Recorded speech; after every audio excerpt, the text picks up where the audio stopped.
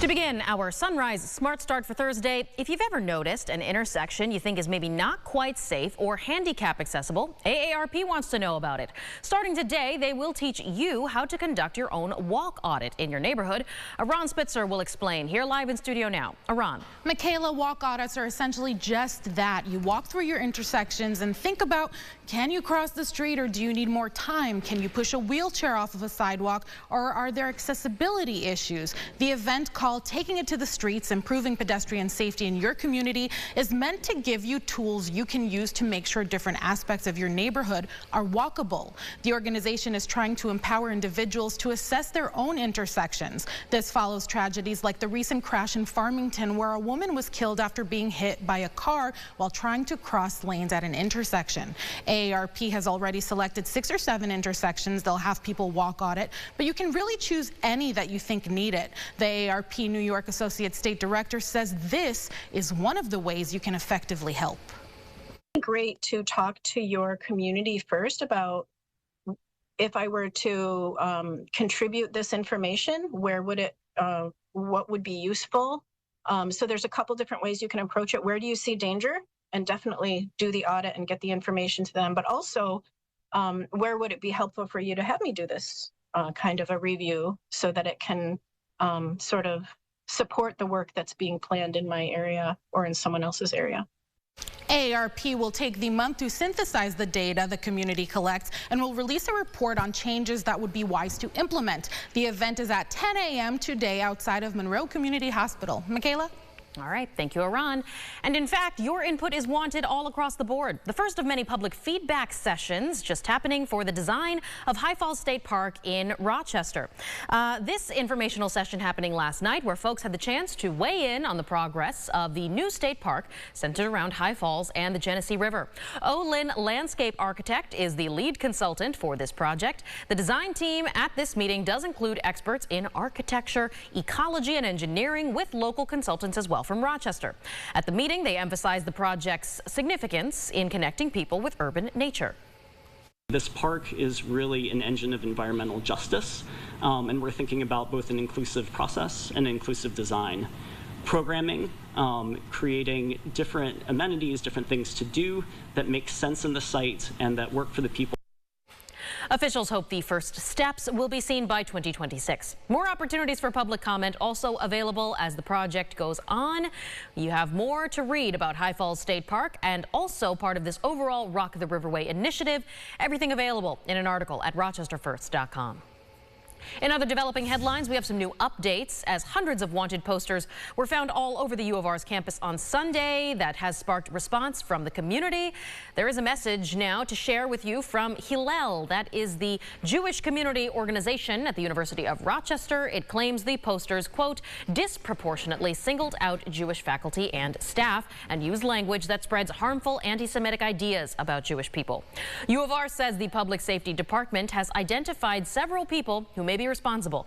Now, U.S. Senate Majority Leader Chuck Schumer also adds to this condemnation of the incident.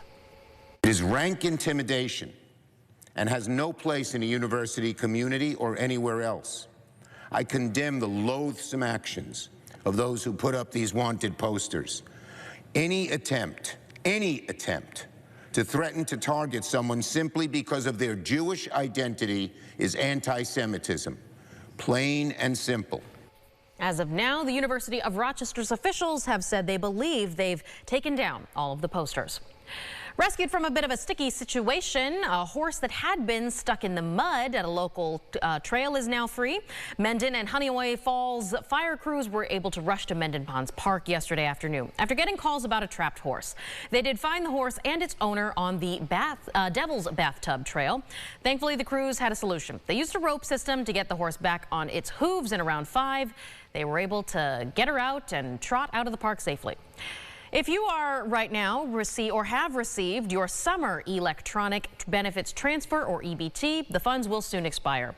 Officials say the benefits will expire 122 days from the issuing date. Families who have received those EBT funds by August will lose them before December. You can check your balances and expiration dates by calling the number we have there at the bottom of your screen. You can also head to the EBT's website by November 28th. Going inside the Buffalo Huddle now, fans, you'll maybe try flocking to Highmark Stadium for the biggest game of the season. The Bills facing off against the Kansas City Chiefs on Sunday. But if you don't already have the tickets in hand, you will get some sticker shock online. Tickets on all major sites, they start at $300 just to get up into the 300 levels. Some seats up against the field, they are going for as much as $1,500, while a representative with VIPTix says that this matchup in particular, the demand and even the weather are what driving up the prices. Oh, it's just crazy. It's a big matchup. Demand is huge. Like I said, it's a big matchup and two great quarterbacks. The weather's supposed to hold out, and people are excited for this game. I don't think there's any other fans like a Bills fan. We have to overpower this Kansas City team, and to take the Chiefs down from this pedestal that they're sitting at. Well, pedestal is right, that undefeated team. And to add to this hype, NFL Today, which is normally a studio show, will get in on the fan action by broadcasting live from Orchard Park come Sunday.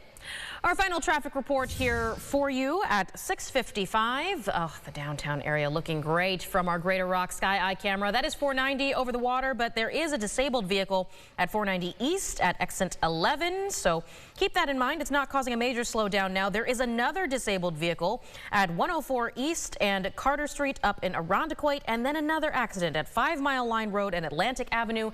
There's already a very serious accident there here recently, so stay with News 8 as we update you there. James, you have a beautiful shot from Sodus Bay. My goodness. We're starting to see a lot of people messaging in with some great photos there, so run outside and check it out. You got about a few minutes left, literally, until this is done. So go run outside and capture a photo and send it over to us. We'd love to see those. Share it on social media. Maybe a shower or two late, but most are dry. Then a slow day-to-day climbing towards Sunday, which should be a good Bills game. Weather's nice there. Next chance for rain on Monday. All right. Thank you so much, James. Thank you for sharing your morning with us here on News 8 at Sunrise. Your next update is in 30 minutes, but for now, have a great day.